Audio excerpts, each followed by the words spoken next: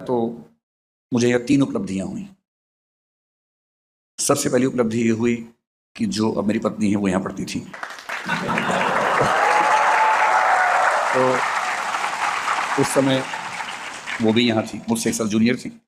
हम लोग पहली बार मिले तो कॉलेज के बाहर थे, तब नहीं पता था कि हम एक ही कॉलेज में पढ़ते हैं। क्लास में भी नहीं जाता था, वो भी नहीं जाती थी, तो कॉलेज से फिर लिंक थोड़ा कम था। हालांकि ये सर की क्लास करती थी तो वहीं से लिंक बना।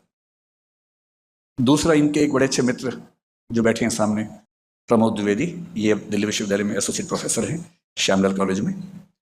तो तरुणा तो मेरी पत्नी है और प्रमोद ये बैचमेट से इसी कॉलेज में थे, तो इनके थ्रू प्रमोद से मिलना हुआ। प्रमोद ने मुझे कहा कि आपकी तैयारी ठीक तो चल रही है, लेकिन हिंदी साहित्य में जब तक आप रामेश्वर सर से नहीं पढ़ेंगे ना, वो बात नहीं आएगी।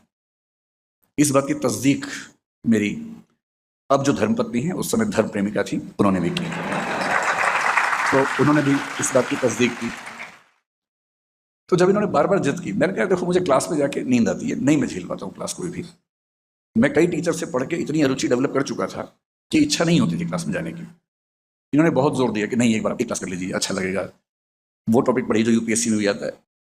तो मैंने उस भयानक दबाव में 1-2 क्लासेस करने का फैसला किया ताकि मैं इनको मतलब नज़र में ला सकूँ कि मैंने कोशिश की थी, अध्यापक को मौका दिया था मैंने। कोई ऐसा ना समझे, सर धृष्टता के लिए माफ़ करते रहिएगा, मैं थोड़ा हंसी मजाक कर बैठता हूँ। तो फिर मैं सर की क्लास में आ गया तो उसके बाद की सारी चीज़ें इतिहास हैं। मुझे लगता है कि मुझे बचपन से पढ़ना चाहिए था, पर मैं विद्यार्थी जीवन में बहुत ही चंचल, बहुत